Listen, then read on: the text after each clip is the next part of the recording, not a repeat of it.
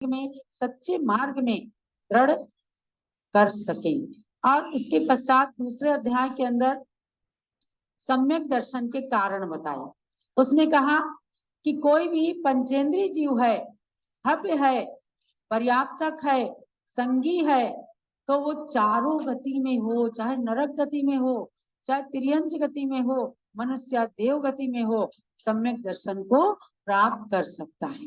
कहीं जा करके देवता उसे जाति स्मरण करा दे, उसे सम्यक दर्शन ग्रहण करा देते हैं। कहीं पूर्व भाव का जाति स्मरण हो जाता है। नरक में वेदना का अनुभव करते हुए कई जीवों को सम्यक दर्शन हो जाता है। तो हम सब तो मनुष्य हैं। मनुष्य गति में गुरुओं के उपदेश को सुन करके, भगवान के दर्शन करके, तीर्थ की यात्रा करके अपने सम्यक दर्शन को प्राप्त करना और सम्यक दर्शन को दृढ़ करना है। तो हमने प्रारंभ से लेकर 48 पेज तक आपको 3 चैप्टर के माध्यम से सम्यक दर्शन की बात बताई है। तीसरे चैप्टर में आपने अनेक ग्रंथों के माध्यम से सम्यक दर्शन को जाना और उसका सार ये निकला है कि आज पंचम काल में सराग सम्यक दर्शन है। प्रथमोपसम और क्षयोपसम यानी औपसमिक और क्षयोपसमिक, ये 2 सम्यक दर्शन ही हो सकते हैं। क्षायिक सम्यक दर्शन आज नहीं मिल सकता, क्योंकि केवली और श्रुत केवली का अभाव है। विदेश क्षेत्र में हो सकता है, लेकिन हमारे भारत क्षेत्र में केवली श्रुत केवली का अभाव है, इसलिए कोई भी जीव क्षायिक सम्यक दर्शन को प्राप्त नहीं कर सकता। अब आज मैं आपको ले चलती हूँ थोड़े से भी संक्षेप में वीतराग सम्यक दर्शन। वीतराग सम्यक दर्शन शब्द से ही झलकता है। जहाँ राग बीत गया है, माने राग खत्म हो गया है, जहाँ वीतराग अवस्था प्राप्त हो गई है, ऐसी स्थिति में जो सम्यक दर्शन होता है वह महामुनियों को ही होता है। यहाँ की जो परिभाषा है, एक तो क्षायिक सम्यक दर्शन को भी किसी अपेक्षा से वीतराग सम्यक दर्शन कहा, क्योंकि वहां भी 7 प्रकृतियों का पूर्ण रूप से क्षय हो जाता है। लेकिन वो चतुर्थ गुण स्थान वर्ती को भी हो सकता है, सराग होते हुए भी उसको वीतराग सम्यक दर्शन कहा। लेकिन ये आध्यात्मिक भाषा में अब वीतराग सम्यक दर्शन किसको कहते हैं ये आप जानिए। अध्यात्म भाषा में वीतराग सम्यक का लक्षण देखिए। अब आप पेज नंबर 48 पर आ जाइए। निश्चय सम्यक ही वीतराग सम्यक। तो निश्चय सम्यक क्या है? निश्चय नहीं न निश्चय चारित्रा विना भावी निश्चय सम्यक्त्वम वीतराग सम्यक्त्वम भन्यते। ये समय सार की गाथा नंबर 13 में आचार्य अमृत चंद्र सूरी ने टीका में कहा। आचार्य कुंद कुंद की भाषा को अमृत चंद्र सूरी ने समझा, जय सेन आचार्य ने समझा। उन्होंने अपनी अपनी टीकाओं में कुंद कुंद स्वामी की बात को स्पष्ट किया। तो कहते हैं निश्चय नय से निश्चय चारित्र के साथ होने वाला निश्चय सम्यक्त ही वीतराग सम्यक्त कहलाता है। ये निश्चय चारित्र 7वें गुण स्थान से प्रारंभ होता है, उसके पहले नहीं। अब आपको ये होगा कि भाई गुण स्थान क्या है। देखो गुण स्थान 14 होते हैं, उनमें से जो सम्यक दृष्टि गृहस्थ है उनके चौथा गुण स्थान, 4 गुण स्थान मतलब उनमें से चौथा गुण स्थान है। जिन्होंने देश व्रत ले लिया, प्रतिमाधारी हो गए, क्षुल्लक ऐलक हैं, ये सब पंचम गुण स्थान वर्ती हैं। देश संयम को धारण करने वाले और सकल संयम को धारण करने वाले मुनिराज 6ठे 7वें गुण स्थान में होते हैं। तो आज भी 6ठा 7वां गुण स्थान है, ऐसा नहीं है कि नहीं है, लेकिन जो निश्चय में परिणत कराने वाला 7वां गुण स्थान यानी 7वें गुण स्थान के 2 भाग किए, एक स्वस्थानाप्रमत्त और एक सातिशय अप्रमत्त। माने शुरुआत में 7वें गुण स्थान का प्रारंभिक चरण जो है वो आज के संतों को होता है 6ठा 7वां 6ठा 7वां। जैसे कोई झूला झूलता है तो एक जगह नहीं टिकता, कभी इधर हिलता रहता है। तो इसी प्रकार से संतों का गुण स्थान 6ठा और 7वां। आहार करते समय भी एक क्षण के लिए आत्मा के प्रति अनुराग जाता है, अंतर्मुख के लिए उनका 7वां स्थान हो जाता है। लेकिन वो प्रथम चरण वाला। और दूसरा चरण है सातिशय अप्रमत्त, माने उसमें अतिशय आ जाता है। इसका मतलब क्या है, उनके कर्मों की निजरा और ज्यादा बढ़ने लग जाती है। कब? जब वो आत्मा के ध्यान में एकदम लीन हो जाते हैं। उन्हें अपने पीछे कमंडल तक का भान नहीं रहता, अपने शरीर पर चींटी रेंग रही है या सर्प चल रहा है ये भी नहीं भान रहता। जैसे आचार्य शांति सागर महाराज के शरीर पर कई बार सांप आया, क्रीड़ा करके चला गया। जो लोग आज जिनके मिथ्यात्व कर्म का उदय होता है नहीं स्वीकार कर पाते, कहते हैं ये तो ऐसे कहने की बात है। अरे जिन्हें देखा है आज भी वो मौजूद है और उनके दर्शन करने वाली ये आंखें मौजूद हैं ज्ञानमती माता जी की, जिनके शरीर पर चींटियां चढ़ गई, घाव बना दिया, लाल लाल शरीर हो गया।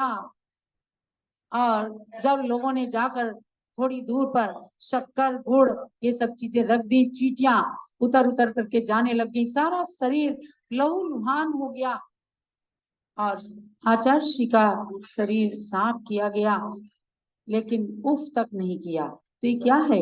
ये तत्व ज्ञान का सच्चा स्वरूप है। उस समय मैं मानती हूँ कि आचार्य जी को क्षण भर के लिए जरूर सातिशय अप्रमत्त गुण स्थान हुआ होगा, क्योंकि जब उन्होंने अपने शरीर से पूरी तरह से नाता तोड़ दिया, ऐसे गुण स्थान की बात यहाँ कह रहे हैं। ऐसी स्थिति में निश्चय चारित्र प्रकट होता है और तब उनका सम्यक्त निश्चय सम्यक्त बन जाता है। उस सम्यक्त को वीतराग सम्यक्त कहा। ये आपको अब समझना है, क्योंकि अब हम वीतराग सम्यक दर्शन की ओर चल रहे हैं। अभी तक आपने सराग सम्यक दर्शन को पढ़ा, जो हमको आपको सबको हो सकता है, आज के संतों को भी होता है। किसी बिरले संत को वीतराग सम्यक दर्शन थोड़ा सा स्पर्श भी कर ले तो समझो उनके कर्मों की निजरा बहुत अधिक हो सकती है। फिर आगे कहते हैं कि शुद्धात्मा की उपलब्धि ही निश्चय सम्यक है। शुद्धात्मा क्या है? स्फटिक के समान जो एकदम शुद्ध परमात्मा है, जो हम सबके शरीर के अंदर छिपा हुआ है, दिखता नहीं है। जो दिखता नहीं उसी का तो चमत्कार है। अगर वो आत्मा अभी शरीर से निकल जाए तो आपका शरीर क्या मुर्दा हो जाए और जरा सी देर में उसे सब लोग उठा के ले जाएंगे। लेकिन जिसका चमत्कार है वो हमें दिख नहीं रहा, और जो दिख रहा है वो उसी के चमत्कार से चल रहा है। तो ऐसे शुद्धात्मा की उपलब्धि कहते हैं परम समाधि काल में 9 तत्वों के मध्य शुद्ध निश्चय से एक शुद्धात्मा ही प्रद्योतित होता है। वहां जीव अजीव, आश्रव बंध, संवर निजरा, मोक्ष, पुण्य और पाप, ये इन 9 को 9 तत्व भी कहा है और 9 पदार्थ भी। इन 9 पदार्थों के बीच में, 9 तत्वों के बीच में एक शुद्धात्मा केवल प्रद्योतित होता है। का मतलब क्या है कि केवल एक शुद्धात्मा में जिनका ध्यान लीन हो जाता है। भगवान बाहुबली जिन्होंने 1 साल की तपस्या के बाद एकदम शुद्धात्मा की उपलब्धि की, और इधर से भरत का आना और उधर सात्मा की उपलब्धि होना, छपक श्रेणी पर चढ़ना एक साथ हो गया और बाहुबली भगवान को केवल ज्ञान हो गया।